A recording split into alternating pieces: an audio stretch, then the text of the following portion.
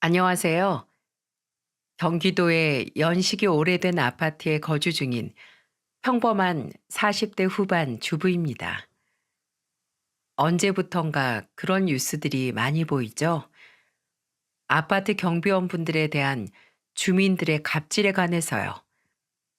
그래서인지 요즘 신식 아파트엔 경비분들과 주민들 사이에 영역 구분이 철저해져 서로 부딪힐 일이 별로 없는 것 같더라고요. 하지만 다들 아시다시피 제가 사는 아파트처럼 오래된 곳은 그렇지 않잖아요. 서로 얼굴을 마주할 기회도 많고 그만큼 서로 교류할 일도 많죠. 저는 오늘 참 좋은 분이었던 저희 아파트 경비원분에 대한 이야기를 하고 싶어 이렇게 사연을 보내게 되었습니다. 저는 어릴 적부터 경제적으로 넉넉하진 않은 집안에서 자랐어요. 지나치게 자린고비처럼 살았던 정도는 아니었지만 그래도 외식 5번 할 거 한 번으로 줄이고 시장을 볼 때 500원어치 콩나물을 400원으로 깎아줄 수 없냐고 흥정하던 엄마의 모습이 당연했던 정도의 사정이었죠. 그래도 저희 부모님께선 마음만은 항상 넉넉한 분들이었습니다. 아버지는 겨울철 구세군 모금함을 보면 주머니에 동전 하나라도 꼭 넣고 오셨고 TV에 나오는 어려운 사람들을 위한 후원금 모집 광고를 보면 꼭 전화를 한 통씩 걸어 소액이나마 기부금을 내셨죠. 엄마는 그런 아버지의 행동에 군소리 한 번 얹지 않고 따르셨고요. 제가 고등학생이었던 당시 아버지는 다니던 회사가 문을 닫아 아파트의 경비 일을 하고 계셨어요. 지금이야 아파트 단지에 경비실이 그렇게 많진 않지만 당시엔 아파트 한 동에 경비실이 한두 개씩 있었죠. 사람들이 차 키나 집 열쇠를 자주 맡기기도 했기에 경비원분들은 몇 층 몇 호에 누가 사는지 전부 알던 시절이었습니다.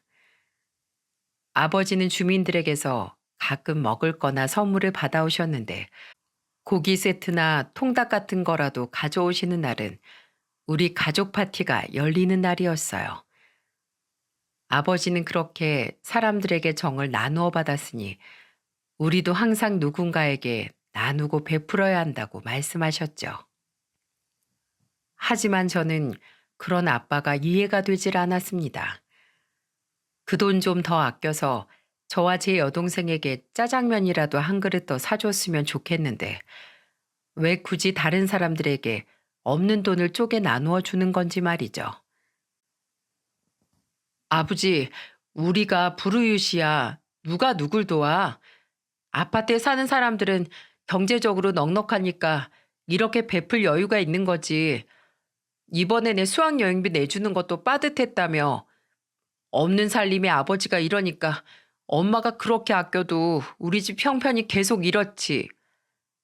순애야, 그래도 우리 네 가족은 적어도 배 한 번 골지 않고 다들 건강하잖니.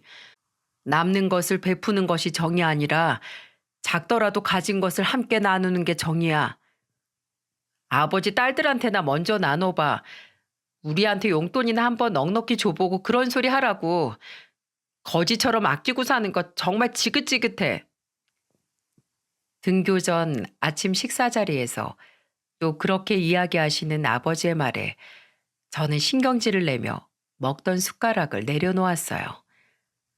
그리고 가방을 들곤 집을 획 나와버렸죠.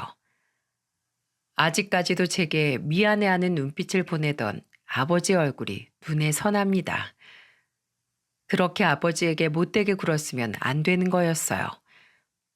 아니면 다시 집에 들어가서 버릇없이 굴어서 죄송하다고 일 잘 다녀오시라고 말씀이라도 드리고 왔어야 했죠. 그리고 그날 퇴근을 하시던 아버지께서 갑자기 쓰러지셨어요. 뇌출혈이었어요. 아마 과로가 원인이었던 것 같다고 의사가 말하더군요. 그리고 아버지는 그대로 영영 눈을 뜨지 못하셨습니다. 엄마, 아버지는? 아버지 어딨어? 학교에서 연락을 받고 뒤늦게 병원에 도착한 저는 다급하게 아버지를 찾았지만 이미 늦은 후였죠. 믿기지가 않았습니다. 제가 아버지에게 마지막으로 했던 말이 고작 거지처럼 아끼고 사는 게 지긋지긋하다는 말이라뇨.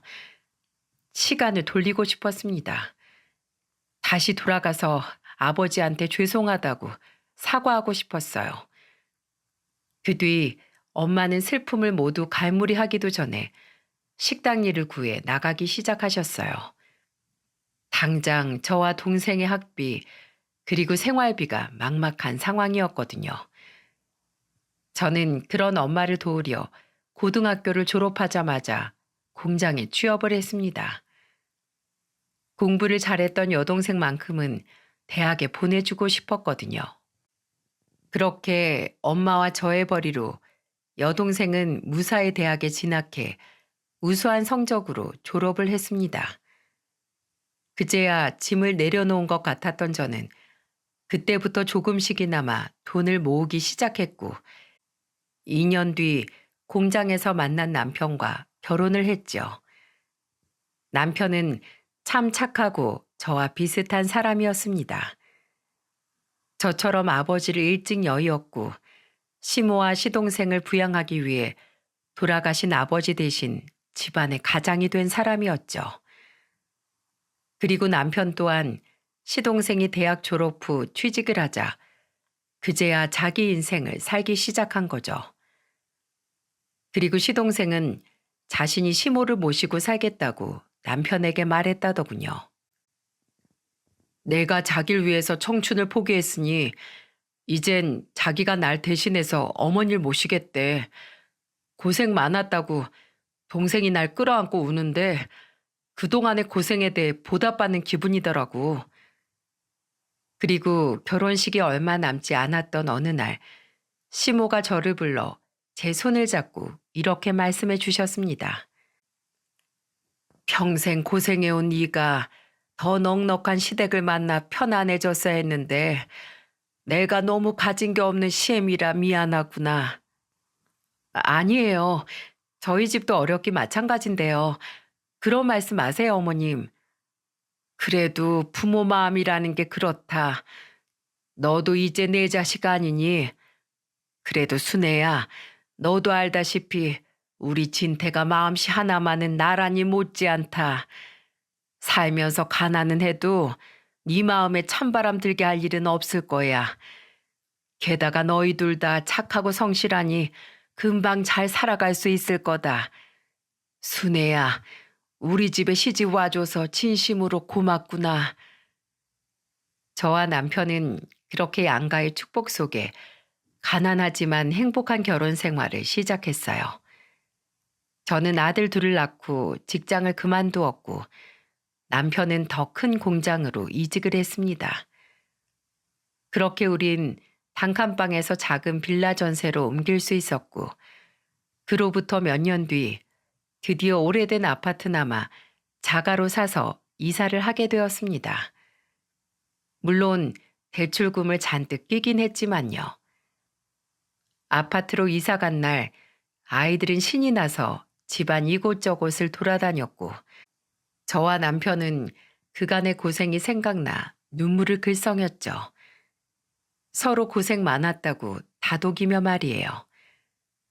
그렇게 시간이 흐르고 어느덧 아이들 모두 중학생이었을 무렵이었어요. 저희 동엔 새로운 경비 아저씨가 부임하시게 되었죠. 70대가 넘어 보이는 경비 아저씨는 여태껏 일하셨던 경비원 분들 중 가장 성실하고 따뜻한 분이셨습니다. 항상 주민들을 마주치면 반갑게 인사를 하셨고 아파트 주민들의 일을 자기 일처럼 여겨주셨어요. 그러지 않아도 된다고 말씀드렸건만 경비실에 맡겨진 택배를 집까지 가져다 주기도 하셨죠. 아유, 아저씨, 이러시지 말라니까요. 연락 주시면 저희가 내려가서 가져가면 되는데요. 늙은이가 운동 삼아 오르내리는 거죠. 고층에서 보면 또 경치가 색다르지 않습니까? 바람도 선선한 것이 올라오길 참 잘했네요. 그러다 보니 아이들은 언제부턴가 아저씨를 산타 할아버지라고 부르기 시작하더군요. 산타 할아버지? 네, 항상 경비 아저씨가 오실 때면 선물을 가지고 오시잖아요. 그게 무슨 선물이야. 우리한테 올 택배지. 어쨌든 오실 때마다 가족들 기분이 좋아지잖아요. 게다가 우리랑 마주칠 때마다 진짜 친손자 대하듯이 얼마나 잘해주시는데요. 우리 진짜 할아버지들도 이렇게 좋은 분들이었을까요? 사실 저는 여태 아버지의 말씀을 잊고 살았거든요. 남들에게 베풀고 살기엔 가게 사정이 넉넉한 편도 아니었고, 이제 연세가 드신 양가 어머니께 용돈도 보내드려야 하고, 아이들이 자랄수록 들어가는 돈도 만만치 않기도 했으니 말이에요. 그래도 오랜만에 아버지 생각이 나니 경비 아저씨가 남처럼 느껴지지 않더군요. 큰아들의 말을 들은 이후 저는 경비 아저씨께 전보다 더 잘해드리기 시작했습니다. 자주는 아니더라도 한 번씩 경비 아저씨께 음식을 해다 드리기도 하고, 명절이면 남편에게 들어온 선물을 아저씨께 드리기도 했죠. 아버지의 말씀대로 없는 형편을 쪼개어 정을 나눈 거죠. 그리고 한 번은 이런 일도 있었어요. 요즘 세상에 소매치기라는 게 정말 드물잖아요. 그 드문 일이 바로 제게 일어난 겁니다. 그것도 바로 아파트 정문에서 말이죠. 아, 도와주세요! 저의 비명소리에 달려온 건 다름 아닌 경비 아저씨였습니다. 노인분이 달리기가 어찌나 빠른지 잽싸게 도망가는 소매치기를 아저씨는 순식간에 붙잡아 오셨어요. 게다가 글쎄 그놈을 단숨에 제압까지 해버리시지 뭐예요. 그 건장하고 젊은 남자를요. 저는 그 사이 경찰에 신고를 했고, 아저씨는 경찰들에게 그 소매치기 놈을 인계할 수 있었습니다. 다행히 제 가방 또한 무사했고요. 아주머니, 몸은 괜찮으세요? 아저씨야말로 괜찮으세요? 다치신 데는 없고요. 너무 감사해요, 정말로. 경비 아저씨는 몸싸움을 한 건 자신이면서 오히려 제 안위를 걱정하시더군요. 저는 그런 경비 아저씨의 몸을 살폈고, 아니나 다를까 경비 아저씨의 얼굴과 팔엔 생채기가 가득하더군요. 그럴 만도 했죠. 소매치기를 잡을 때 온몸을 던지고 바닥에서 구르셨으니까요. 왜 이렇게까지 하셨어요? 크게 다쳤으면 어쩌시려고요? 제 자식 같아서 그랬지요. 나 아주머니 나이 때 아들놈이 있거든요. 한사코 병원은 됐다는 아저씨의 말에 저는 어쩔 수 없이 아저씨를 집으로 모셔와 상처의 약을 발라드리면서 말했어요. 아저씨는 제 걱정에 그저 허허하고 웃으셨고요. 아무리 자식 같다고 한들 누가 남을 위해서 그렇게까지 할 수 있겠어요? 이후 저는 감사한 마음에 한 번씩 아저씨를 집으로 초대해 식사를 대접했습니다. 가족들 모두 아저씨를 좋아했어요. 아버지를 일찍 여인 저와 남편은 아저씨가 아버지 같아서 좋았고, 할아버지가 없던 아이들은 아저씨에게 할아버지 하고 부르며 아저씨를 곧잘 따랐죠. 그렇게 아저씨가 근무하신 지도 3년이라는 세월이 지났을 무렵이었어요. 쓰레기 분리수거를 하고 들어오던 전 문득 이상함을 느꼈어요. 항상 바닥을 쓸거나 분리수거를 하고 나무들의 가지까지 치며 쉬지 않고 일하시던 아저씨의 모습이 며칠째 그 어디에서도 보이지 않았거든요. 저는 경비실을 지키고 있던 다른 경비 아저씨께 물어보았죠. 안녕하세요. 혹시 오종규 아저씨께선 휴가라도 가셨나요? 요즘 통 안 보이셔서요. 오씨 말이오. 말도 마쇼. 그 양반한테 큰일이 있었어요. 네? 무슨 큰일이요? 그리고 그 아저씨의 입에서 나온 말은 제게 아주 커다란 충격을 안겨주었습니다. 저는 너무 놀라 아저씨한테 더듬더듬 재차 물었어요. 그, 그 말씀이 사실이에요? 아, 그렇다니까. 집세 낼 때가 지나서 오 씨가 살던 집주인이 어제 직접 집에 찾아가 봤는데 글쎄 침대에 누워서 죽어 있더래요. 죽은 지 한 며칠은 된 것 같다는데 아무도 몰랐던 거지. 혼자 살았던 모양이더라고. 어쩐지 요 며칠 출근도 안 하고 연락도 안 되는 게 이상했는데 참 딱하게 되었어. 갑자기 듣게 된 아저씨의 사망 소식에 저는 너무 놀라 그 자리에 서서 굳어버렸어요. 분명 며칠 전까지만 해도 저희 가족과 함께 저희 집에서 식사를 하시고 정정한 모습으로 나가셨는데 갑자기 돌아가셨다니요. 겨우 정신을 차린 저는 경비 아저씨한테 다급히 여쭈었습니다. 그럼 장례식장은요? 어디 병원인지 아세요? 장례식은 무슨, 장례 치러줄 가족도 없어서 지금 병원 안치실에 계속 누워있대요. 네? 아니, 아드님은요? 아들이 한 명 있었다고 들었던 것 같은데요.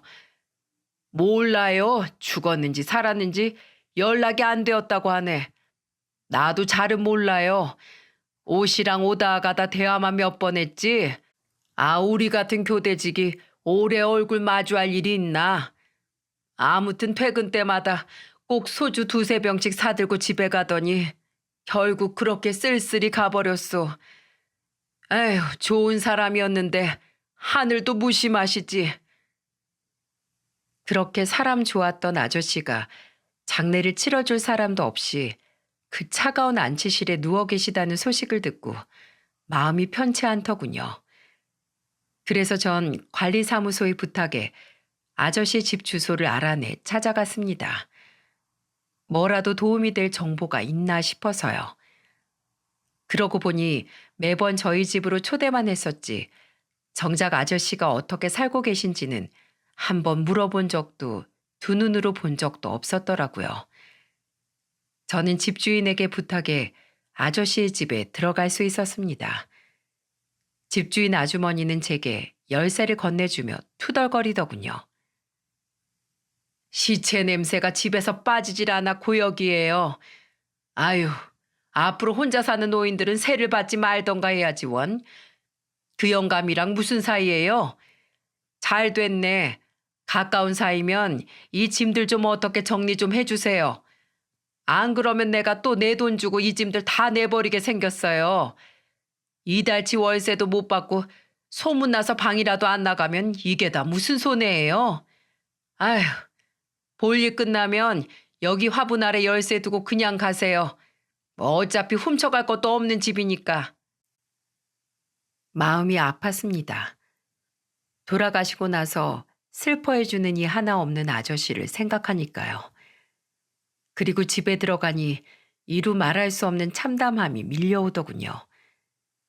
방 안엔 빈 소주병들이 수도 없이 나뒹굴고 있었어요. 게다가 모아뒀다 버리려고 하셨는지 다 먹은 컵라면 용기들이 차곡차곡 쌓여 있었고 그 옆엔 뜯지 않은 컵라면 몇 개가 나뒹굴고 있더군요. 일을 하실 땐 그렇게나 깔끔하게 쓰레기며 재활용들을 정리하시던 분이 집에서는 홀로 외롭게 이런 생활을 하셨을 거라고 생각하니 눈시울이 저절로 붉어졌어요. 이렇게 혼자 쓸쓸히 사시는 줄 알았더라면 반찬이라도 자주 해서 챙겨드리고 더 자주 집으로 초대할 걸 하는 후회가 밀려왔죠. 저는 저희 가족과 식사를 하실 때면 그렇게 기뻐 보이시던 아저씨의 얼굴이 떠올랐어요. 제 아들들을 친손주 대하듯 저와 남편을 자식 대하듯 했던 아저씨의 행동들도 함께 말이죠. 그저 마음씨 따뜻한 좋은 분이어서 그런 줄로만 알았는데 알고 보니 가족이 없던 아저씨께선 진심으로 사람의 정을 원하셨던 게 아닌가 싶습니다. 그래서 저희 가족에게도 아파트 입주민들에게도 그렇게 살갑게 정을 베풀어 주셨던 거겠죠. 저는 차오르는 눈물을 애써 참으며 아저씨의 집을 살펴보기 시작했어요. 탁상 근처에 수첩이 하나 눈에 띄더군요. 그곳엔 몇 개의 연락처가 적혀 있었어요. 그리고 집주인에게 건네받은 아저씨의 휴대폰을 열어보니 휴대폰에 저장된 연락처는 고작 15개 남짓이더군요. 그렇게 살펴보다 저장된 연락처 중 눈에 띄는 이름이 하나 있었어요. 바로 우리 아들이라고 저장되어 있는 번호였습니다. 010으로 시작하는 것도 아니고 뭔가 번호가 긴 것을 보니 우리나라 번호가 아닌 것 같았어요. 저는 그 번호로 먼저 문자를 남겨놓았습니다.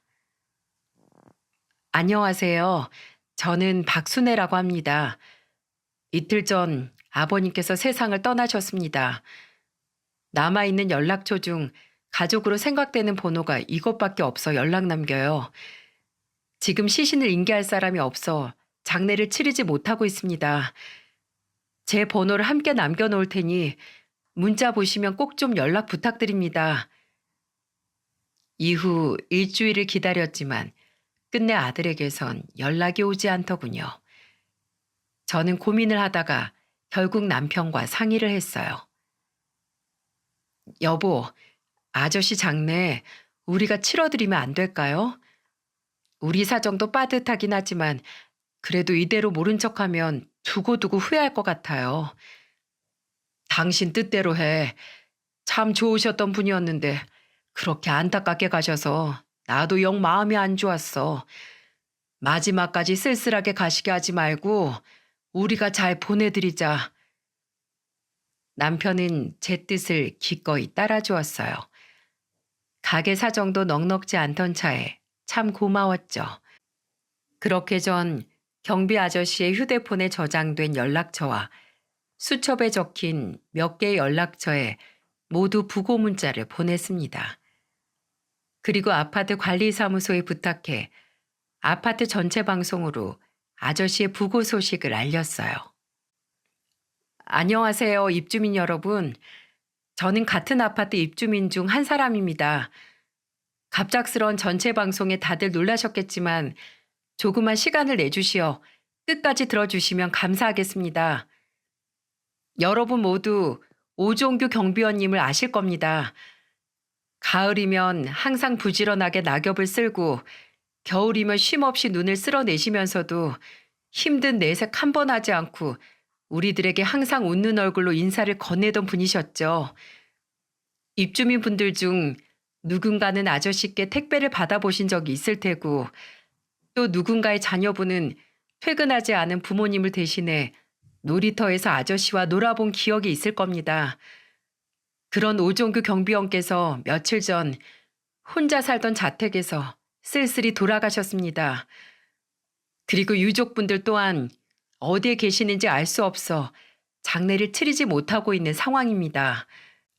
그래서 늦게나마 제가 장례를 치러드리려고 합니다. 행여나 이 핑계로 모금을 하거나 저를 도와달라고 부탁드리려고 이런 방송을 한 게 아니니 오해는 마셨으면 좋겠습니다.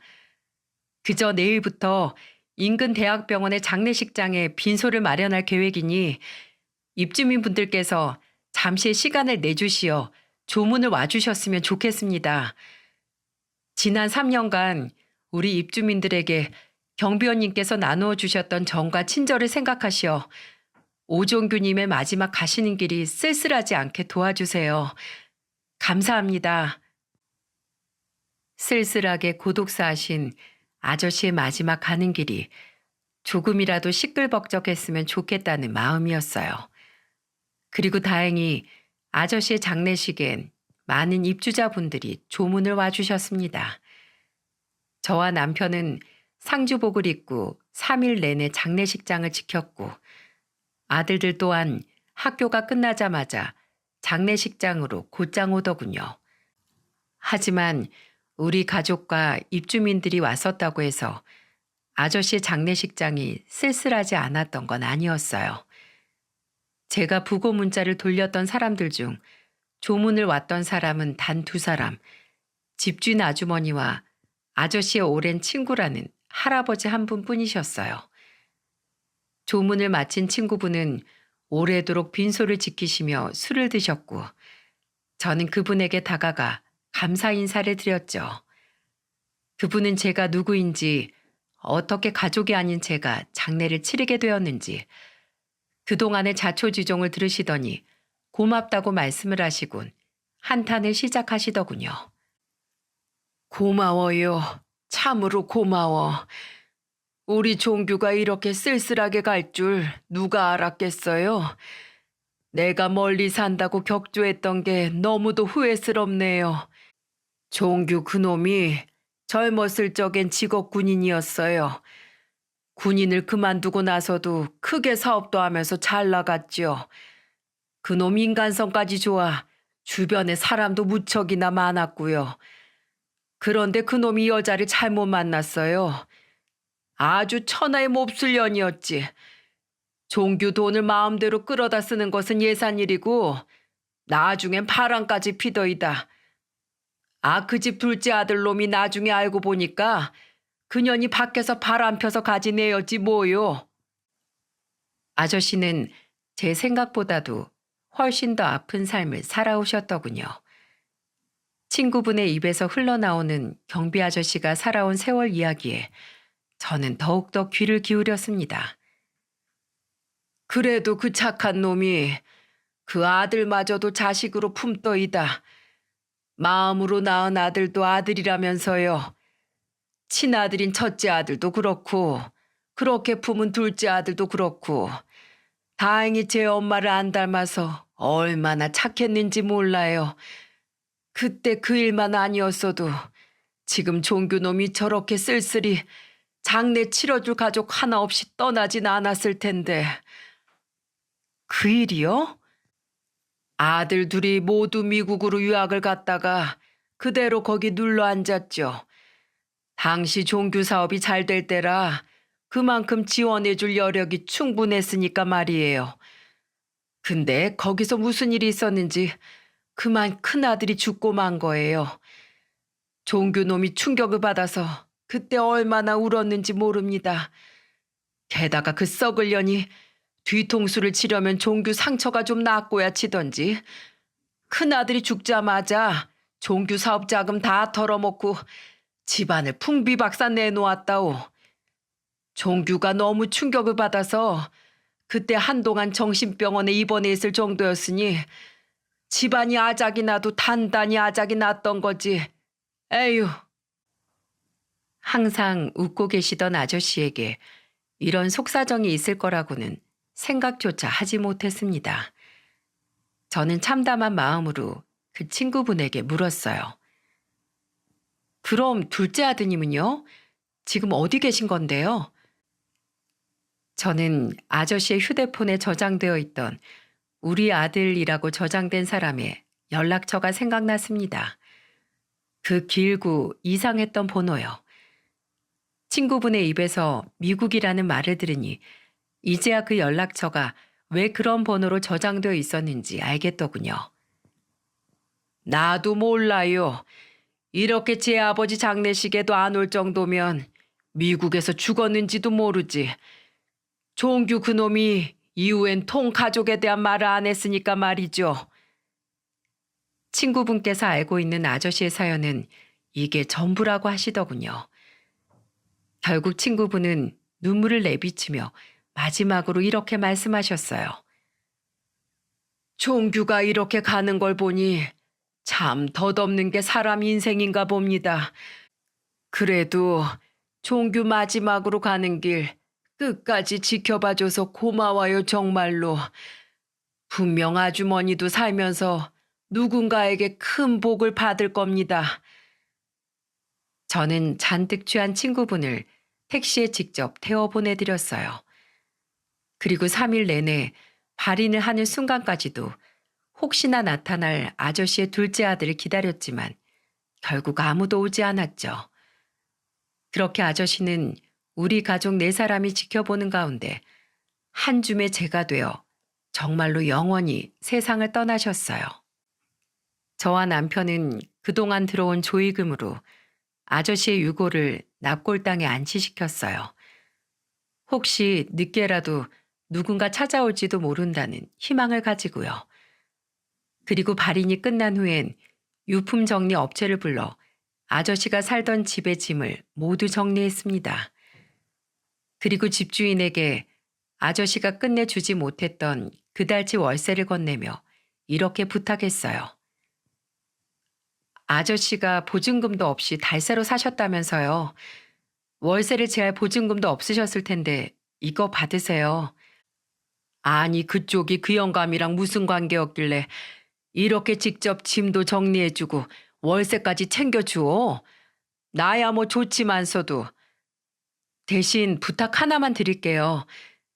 이거 받으시고 마음속으로나마 아저씨 좋은 곳에 가시길 기도해 주세요. 그냥 아저씨가 누군가에게 좋지 않은 기억으로 남지 않으셨으면 좋겠어서요. 그리고 누가 혹시라도 찾아오면 제게 꼭 연락 좀 주시겠어요? 그거야 뭐 어려운 일도 아니지. 아무튼 고마워요. 꼭 그리하리다. 그 양반이 찾아오는 이 하나 없더니 밖에서는 그래도 인생 잘 사셨는가 보. 그쪽처럼 좋은 사람을 곁에 뒀던 걸 보니 그쪽 가족 덕분에 가시는 길이 슬프지만은 않으셨을 거예요. 집주인은 돈 봉투를 슬그머니 열어보고는 자리를 떠났습니다. 10년 전 가진 돈 한 푼 없는 아저씨에게 보증금 없이 집을 달새로 내주시고 장례식에와 조의금까지 내셨던 걸 보면 말만 저렇게 하지 좋은 사람이었던 것 같더라고요. 그렇게 시간이 흘러 아저씨의 장례를 치른 지 한 달여가 지났습니다. 경비실엔 새로운 경비원분이 오셨지만 저는 예전 경비 아저씨께 했던 것처럼 살갑게 굴 수가 없겠더군요. 두려웠던 거겠죠. 만남이 있으면 이별도 분명 있는 법이니까요. 어느덧 계절은 무더운 여름에서 가을이 되었고 유난히도 선선했던 어느 날이었습니다.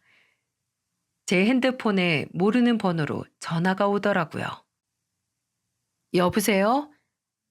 저 혹시 박순애 씨 핸드폰 맞습니까?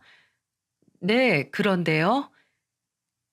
휴대폰 너머의 목소리는 저와 동년배쯤 될 법한 남자의 목소리였습니다. 그리고 그 남자가 자신이 누군지 제게 소개를 한 순간 저는 온몸에 전율이 돋고 말았어요. 안녕하세요. 저는 오동현이라고 합니다. 오동현이요? 네, 박순애 씨께서 지난달 직접 장례를 치러주셨던 오종규 씨의 둘째 아들 되는 사람이에요. 그 사람은 제가 애타게 찾던 아무도 생사조차 모른다던 아저씨의 둘째 아들이었던 겁니다. 저는 너무 놀랍고 반가운 마음에 격앙된 목소리를 숨기지 못했어요. 그 미국에 이민 갔다던 아저씨 둘째 아들 말이에요? 이상한 미국 번호로 연락처에 저장되어 있던? 네, 맞습니다. 혹시 시간 괜찮으시면 제가 잠시 찾아뵈도 괜찮을까요? 그럼요, 얼마든지요.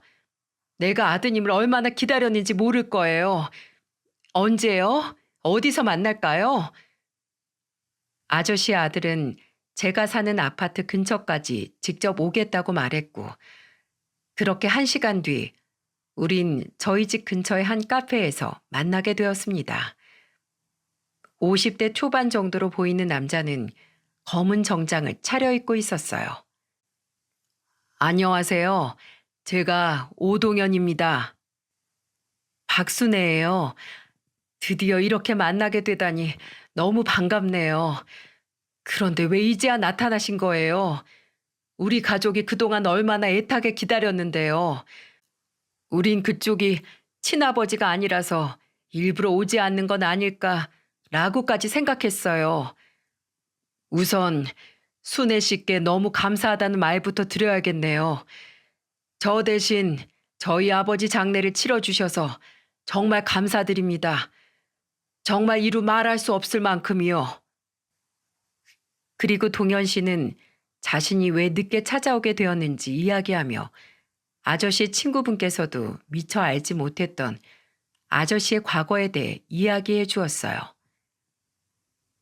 아시다시피 저는 아버지의 친아들이 아닙니다. 하지만 아버지께선 저를 형과 차별하지 않고 정말 친아들처럼 키워주셨어요. 친모였던 제 어머니보다 훨씬 더 큰 사랑을 주셨죠. 아버지는 제가 20대 초반일 적 저희 형과 함께 저를 미국으로 유학 보내주셨습니다. 그런데 제가 25살 때 그만 사고가 났던 거예요. 형과 저는 함께 제가 모는 차를 타고 집으로 돌아가고 있었는데 그때 형은 안전벨트를 하지 않았어요. 제가 평소에 그렇게 잔소리를 했는데도 형은 유독 안전벨트를 싫어했거든요. 그리고 결국 사고가 난 날 형은 그 자리에서 즉살했지요. 저는 안전벨트 덕분에 살았지만은요. 아저씨의 친구분이 잘 모른다던 아저씨의 큰아들의 죽음에 대한 이야기였죠. 자식을 자기보다 먼저 그것도 지구 반대편의 타국에서 떠나보내야 했던 아저씨의 심정이 어땠을지 생각하면 참 마음이 아프더군요.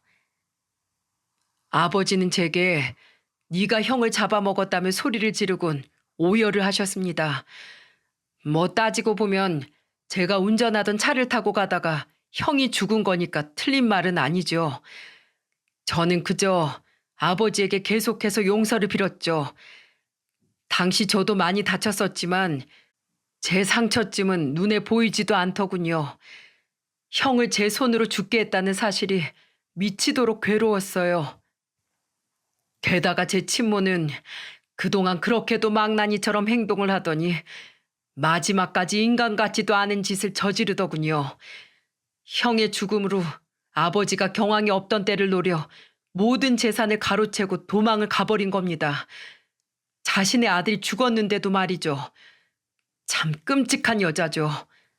그리고 해외로 튄 건지 어쨌는지 결국 어머니를 잡지 못했어요. 아버지는 한순간에 모든 걸 잃으셨던 거죠. 그리고 그 원망의 방향은 결국 저를 향하고 말았어요. 동현 씨는 한숨을 푹 내쉬더니 두 손으로 자신의 머리를 쓸어내렸어요. 저는 도대체 어떤 말을 건네야 할지 몰라 그저 아무 말 못하고 동현 씨가 말을 잇기만을 기다렸죠. 그 뒤 저는 일 때문에 다시 미국으로 돌아가야만 했어요. 돌아간 뒤 계속해서 아버지와 연락을 하려고 했지만 아버지는 제 연락을 받지 않으셨고 찾아가도 만나주지 않으셨습니다. 그리고 10년 전엔 제가 아예 찾아갈 수도 없게 이사를 가셨더라고요. 주소지 이전도 하지 않으셨고요. 저는 그때 비로소 깨달았어요. 아, 아버지께서 나를 끊어내신 거구나. 나를 버리신 거야. 하고 말이죠. 이해는 했습니다.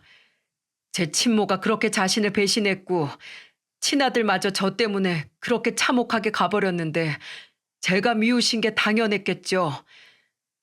이후 저는 새 번호로 휴대폰을 바꿨고 저를 버린 아버지를 잊으려고 노력했어요. 그런데 왜인지 쓰던 번호를 차마 버릴 수가 없겠더라고요. 언젠가 혹시라도 아버지가 저를 용서해 줄 날이 올까 봐서요. 그렇게 저는 아무런 연락이 오지 않는 그 휴대폰이 꺼지지 않도록 끊임없이 충전을 해놓고 10년을 살았습니다. 그리고 얼마 전 2달 동안 유럽 출장을 갔을 때 그 휴대폰을 집에 놔두고 갔었어요.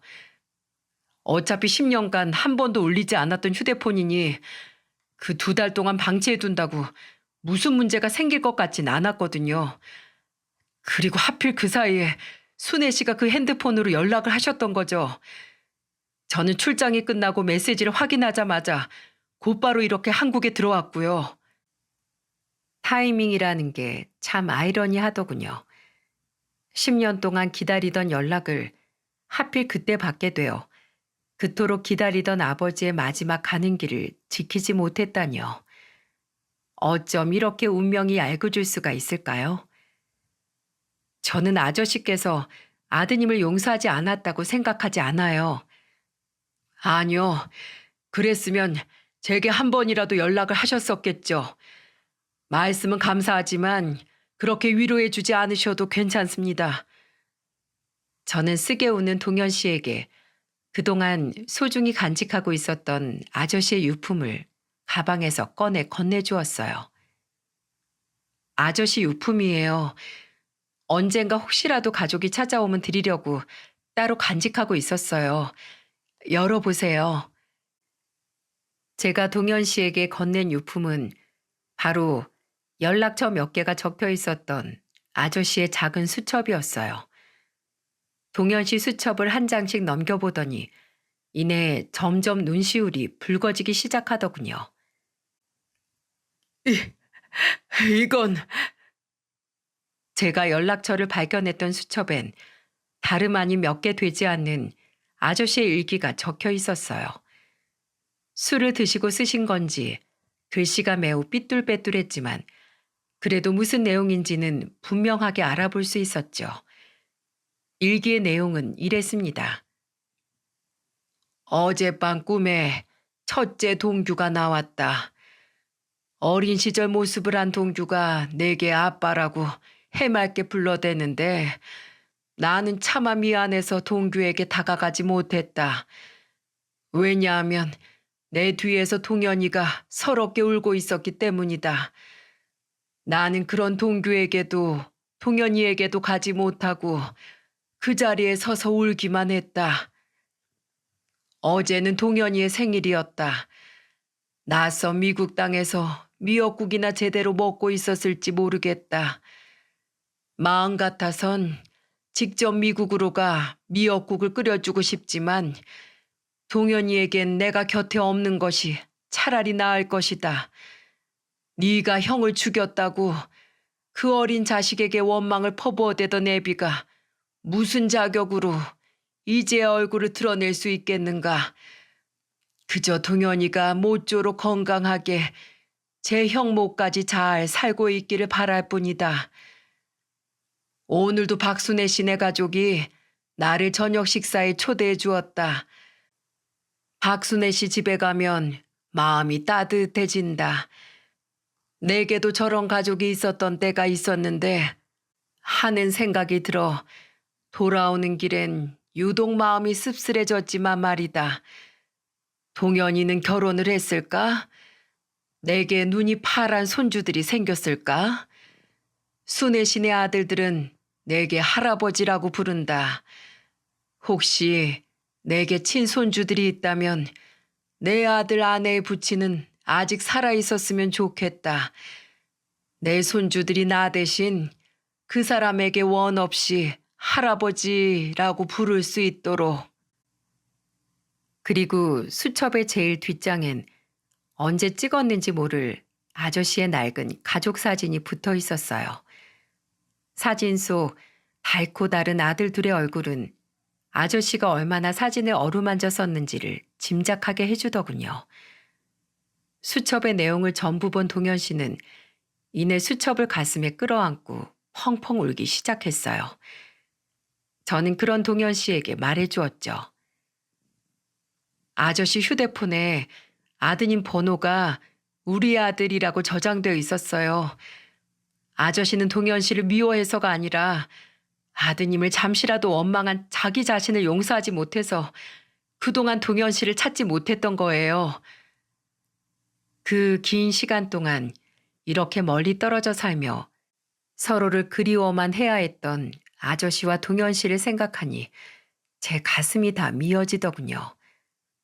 동현 씨는 카페 안 사람들이 보든 말든 그렇게 한참을 수첩을 끌어안고 엉엉 울었습니다.